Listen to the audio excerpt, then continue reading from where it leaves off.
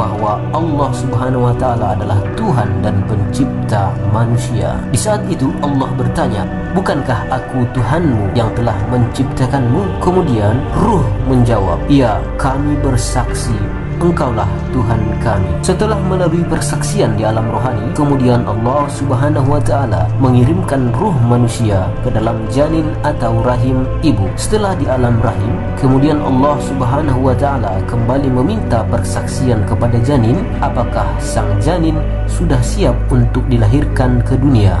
Allah Subhanahu wa Ta'ala kemudian berdialog dengan janin, apakah kamu siap dengan rezekimu?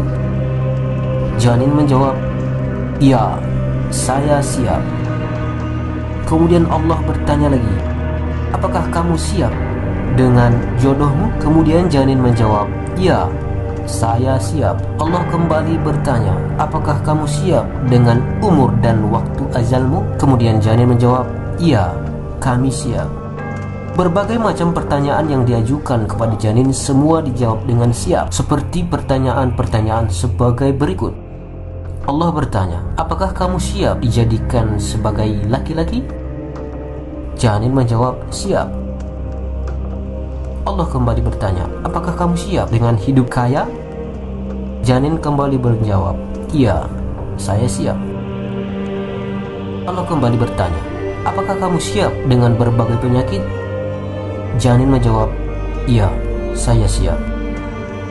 Semua dialog antara Allah dengan janin sudah terekam dalam persaksian dialog antara Allah Subhanahu wa Ta'ala dengan janin yang nanti di dunia akan menjadi takdir. Dalam istilah kedokteran disebut dengan istilah deoksiribonucleic acid atau DNA, seperti warna kulit, golongan darah, warna rambut, bentuk tubuh, sidik jari, dan lain sebagainya. Dan jika direkam dalam buku, maka hasilnya bisa mencapai 15 juta lembar. Semua akan dipertanyakan dan dijawab siap oleh janin. Jika janin menjawab siap, maka janin akan lahir dengan selamat. Jika janin menjawab tidak siap, maka janin akan keguguran atau tidak siap menerima keputusan yang dibacakan kepadanya. Kapankah ruh ditiupkan kepada janin? Ruh ditiupkan ke dalam janin di saat janin berusia 4 bulan. Allah Subhanahu wa Ta'ala berfirman dalam Quran surah Sad ayat 72.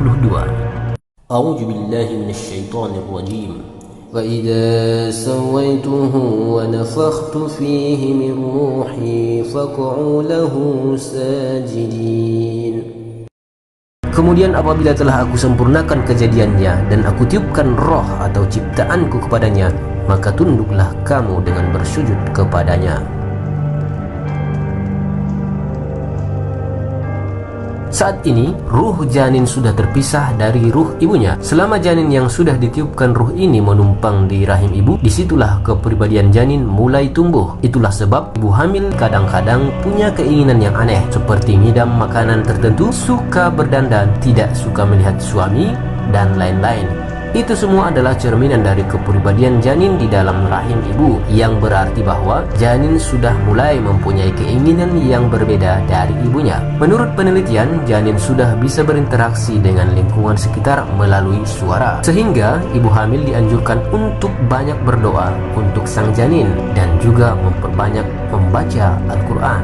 Bacalah surah Yusuf agar bayi memiliki paras tampan atau cantik. Kemudian baca surah Luqman supaya bayi menjadi pintar.